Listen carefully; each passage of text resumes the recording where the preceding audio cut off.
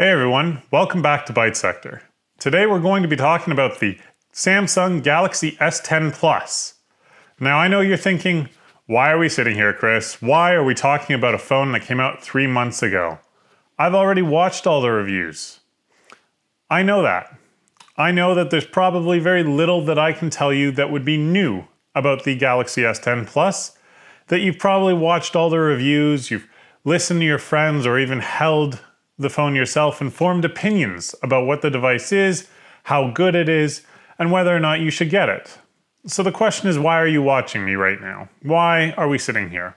Well, I guess I can offer you my opinion of the Galaxy S10 Plus as a daily driver, in reference to my use of Android phones, my Pixel 2, my Nexus devices, previous Samsung devices, and more importantly, the best that Google can offer you today as a Pixel device, which would be the Pixel 3.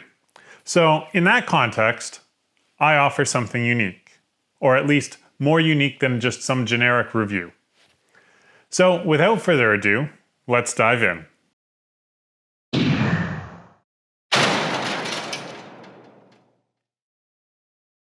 So here it is. The phone you've all been waiting to see. Oh, never mind. I know you've seen it 1,000 times, but here's the S10 Plus anyways. Before we go too far into experiences and stuff like that, we're just going to quickly touch on aesthetics. The Samsung Galaxy S10 Plus comes with a 6.4-inch AMOLED display. It's curved at the edges, which looks beautiful, and it's edge to edge to edge to edge.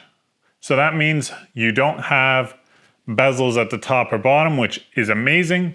And as you all know, Samsung buried the dual front-facing cameras in the display as a little cutout rather than a notch at the top or a full-blown bezel. So this display looks amazing on this phone. Watching videos, taking photos, looking at web pages, composing emails, text messages, video calling, no matter what it is, it looks great on the display. Coming around to the back, and this is where I love this phone a little bit on the physical aspect. The beautiful, beautiful blue back on this Galaxy S10 Plus. I've seen the S10 Plus in just the black. It lacks personality.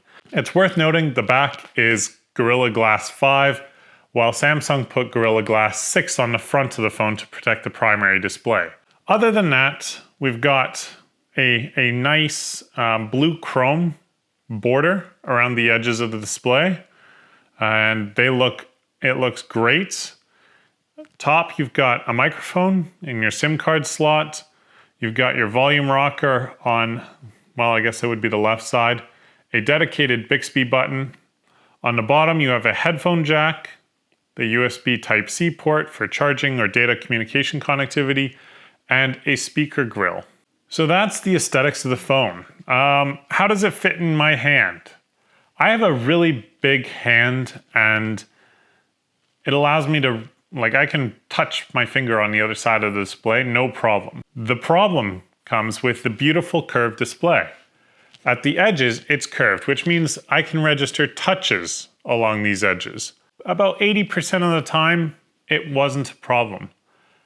But for that other 20%, it was very frustrating because I'd be opening the app drawer on the side, or clicking on links on web pages, or accidentally sending text messages or registering key presses on the keyboard I didn't intend to. I didn't run into those problems on the Pixel 2 XL, for example, where the display doesn't wrap around the edge of the body as much. The back, the camera bump. The camera is, well, the cameras, there are 3 on the back, plus a flash, plus a laser focus. It's a lot to pack in there.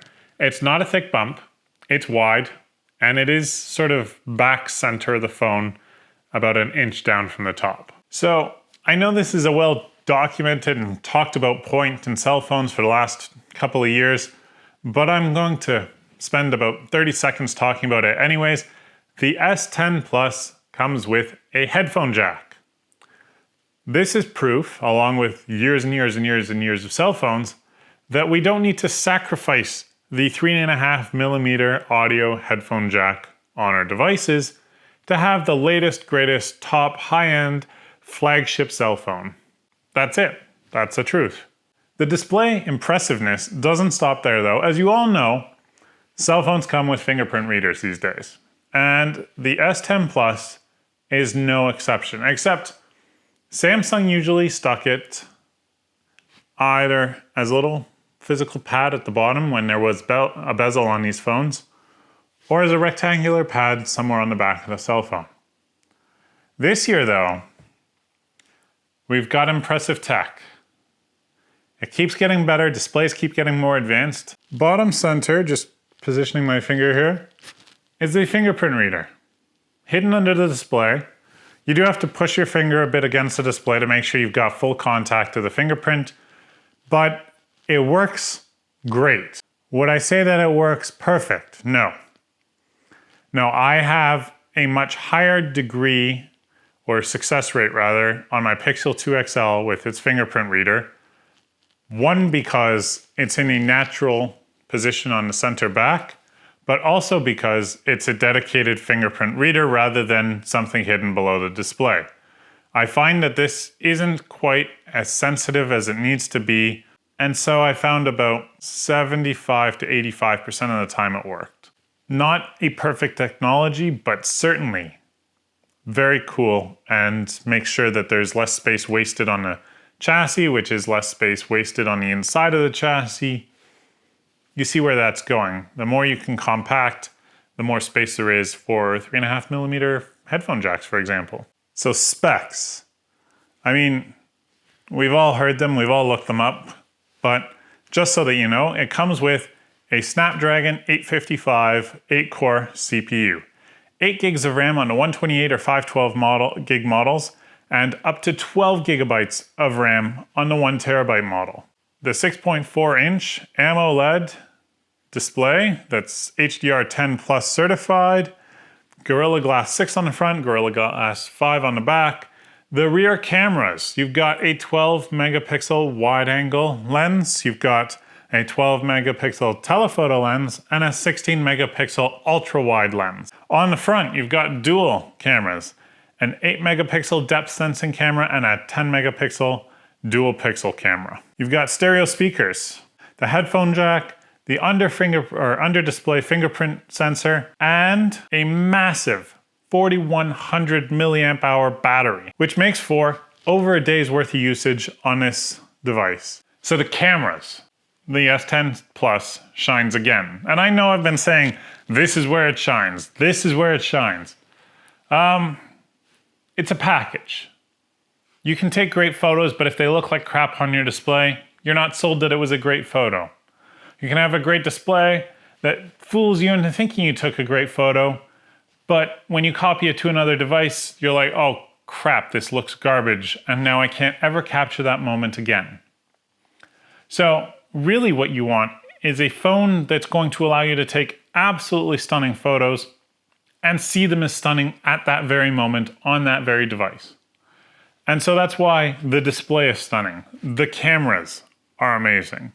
The rear cameras, you've got wide angle lenses, you've got telephoto lenses, you've got ultra wide angle. And what that means, and we'll show it here, is that I can pull up the camera app and say, okay, I want to take a photo.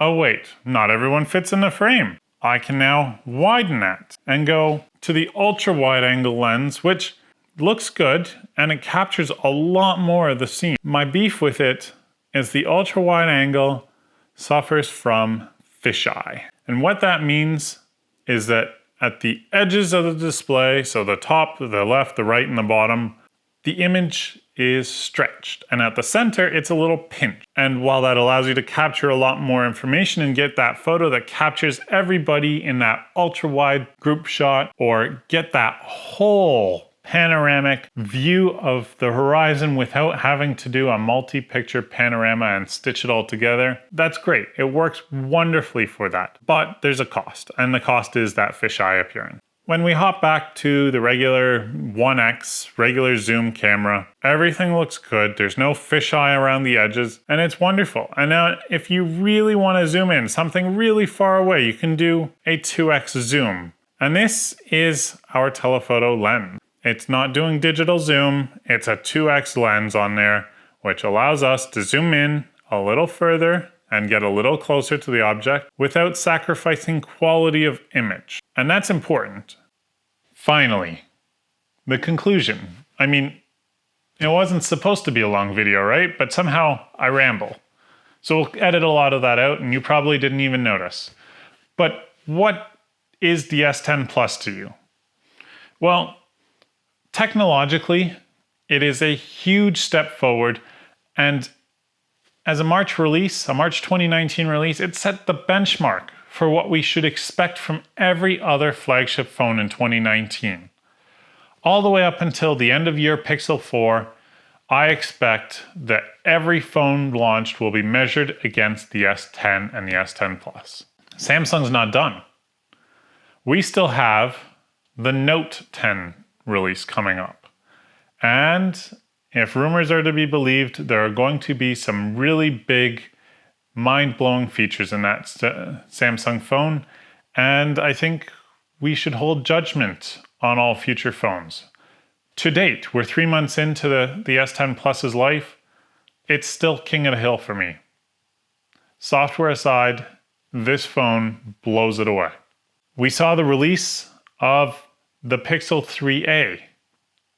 And it's a great phone. It's a budget phone. It wasn't ever meant to go up against, let's say, the S10 Plus. It was supposed to give you a budget alternative to the Pixel 3 and a lot of the 2018 flagships that existed and the budget 2019s.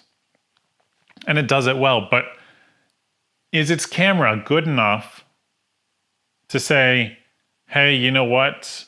You can get away with spending $500 instead of over $1,000 on the S10. And I don't know. The S10's camera is good enough that it's worth considering if you're looking for a flagship phone. In fact, it's worth considering if you're looking for a phone to take photos with. I will go as far as to say that, because the Pixel 3a is great for photos, but I think the S10 Plus is even better for photos and video. And then with the display, you can't go wrong. You see the rich colors right off the bat, and then when you need to, you can offload that to the cloud or to your computer for editing, archiving, whatever you choose to do with it after that. But the great thing about the S10 Plus is there is a 1 terabyte variant where you can buy a terabyte of internal storage plus add a micro SD card, which, if I recall correctly, we've got now 1 terabyte micro SD card. So you could be running a 2 terabyte Samsung Galaxy S10 Plus. You might never ever need to offload to the cloud or to your computer. So should you buy it? Well, you've probably already made up your mind about that. You've already bought the S10 Plus or the 3A, or have decided to wait for the Note 10. If I was bleeding cash and said, hey, I have a bunch of money burning a hole in my pocket, I'd probably go out and buy an S10 Plus, convert the UI experience over to a vanilla Android experience, and call it a day. Anyways, that's it for the review.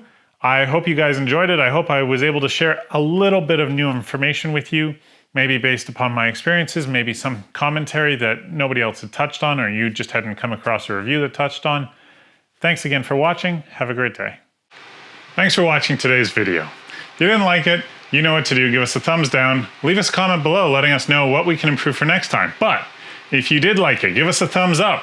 Hit the subscribe button. Don't forget to hit the bell beside it so that you get notified the next time we post a video. Don't forget to follow us on social media. We're on Twitter, Facebook, and LinkedIn.